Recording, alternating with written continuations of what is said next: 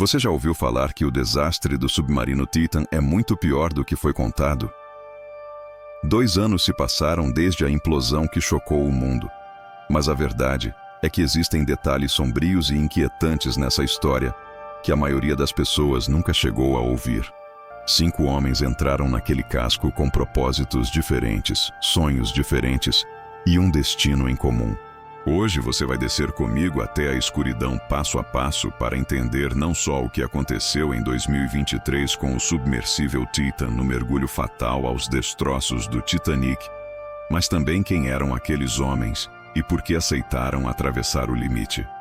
Em junho de 2023, a promessa parecia grandiosa: visitar o Titanic, um monumento congelado no tempo a quase 4.000 metros de profundidade. O oceano, porém, não aceita atalhos.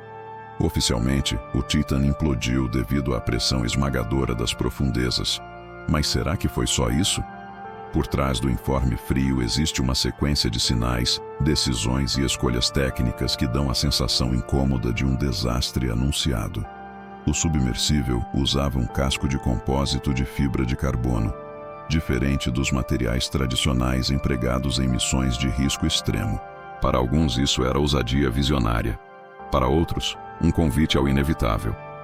Quando você desafia a física não discute, ela cobra. Relatos indicam que alertas já haviam sido levantados. Sinais de fadiga, preocupações técnicas, avisos de engenheiros e especialistas.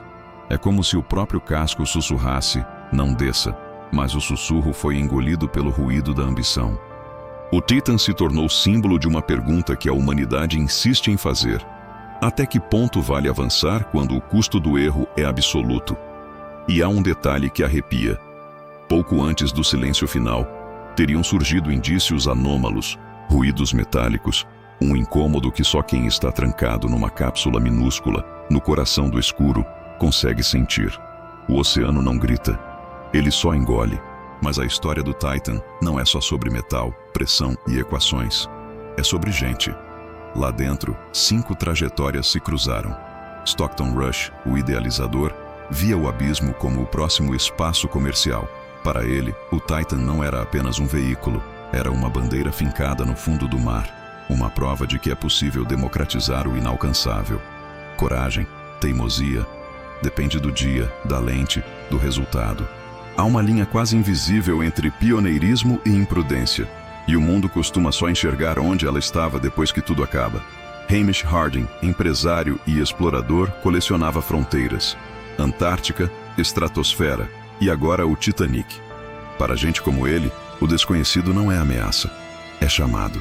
O tipo de chamado que faz um homem olhar o relógio, prender o cinto e pensar. Algumas respostas só existem onde ninguém pisa. Paul-Henri Nargeolet, o Sr. Titanic, conhecia aquele chão escuro como poucos. Anos de mapeamento, catálogos, mergulhos. Para ele, voltar ali não era turismo. Era rever uma biblioteca silenciosa, cheia de páginas arrancadas pelo tempo. Se até os mais experientes podem ser engolidos por um detalhe mínimo, o que resta para o resto de nós? A expertise posterga o inevitável, mas não o cancela. Shahzada Dawood tinha um motivo íntimo: viver algo inesquecível ao lado do filho. Há memórias que um pai tenta construir porque sabe que o tempo, às vezes, passa mais rápido do que deveria. Converter uma aventura em legado, transformar um mergulho em história de família.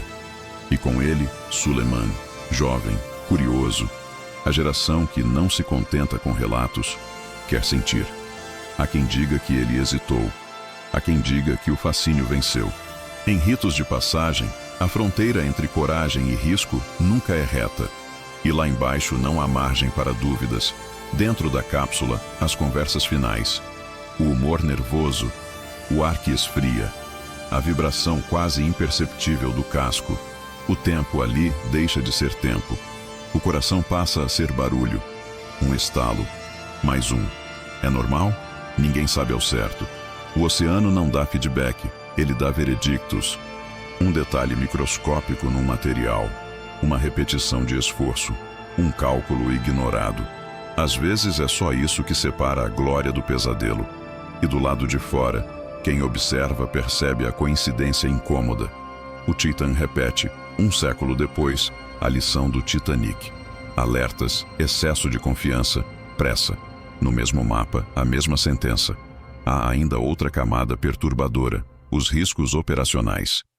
Controles improvisados viram símbolo de ousadia para uns, de amadorismo para outros. Procedimentos contestados, certificações ausentes, decisões comprimidas por cronogramas e expectativas. Quando orgulho, prestígio e dinheiro encontram o fundo do mar, alguém perde o ar. A pergunta que sobra é simples: inovação sem freio é progresso ou roleta? A verdade é que o mar profundo é um juiz sem humor. Ele não premia discursos, ele aprova ou reprova estruturas. E por que essa história mexe tanto? Porque ela nos espelha, mostra como a curiosidade humana, nossa maior virtude, também pode ser nossa cicatriz. Rush queria abrir uma era. Harding queria tocar o limite. Nargiolette queria ouvir o Titanic mais uma vez. Shahzada queria dar ao filho um capítulo inesquecível. Suleiman queria ver com os próprios olhos. 5 respostas diferentes para a mesma pergunta. O que fazemos quando o desconhecido chama pelo nome? Quando os destroços vieram à tona, não era apenas material retorcido. Era um recado. As profundezas não perdoam atalhos. O que ficou não foi só a crônica de uma implosão, mas o lembrete de que quase é uma palavra que não sobrevive a 4.000 metros.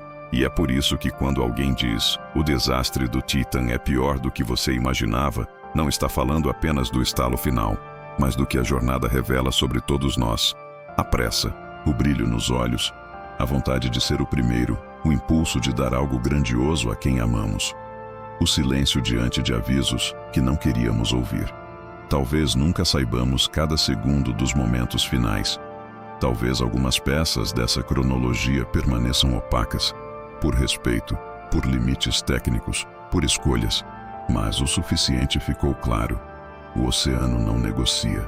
E se há um sentido possível para essa tragédia, ele está em não repetir o erro de confundir coragem com descuido, inovação com atalho, sonho com pressa.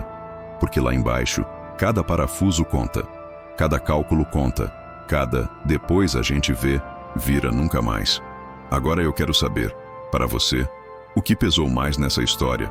Falhas técnicas, decisões humanas ou a própria natureza implacável das profundezas? Deixe sua opinião nos comentários. E se esse capítulo te fez pensar, inscreva-se no Narrativas Reais, ative o sininho e continue comigo. Os próximos vídeos vão descer ainda mais fundo, onde quase ninguém ousa ir.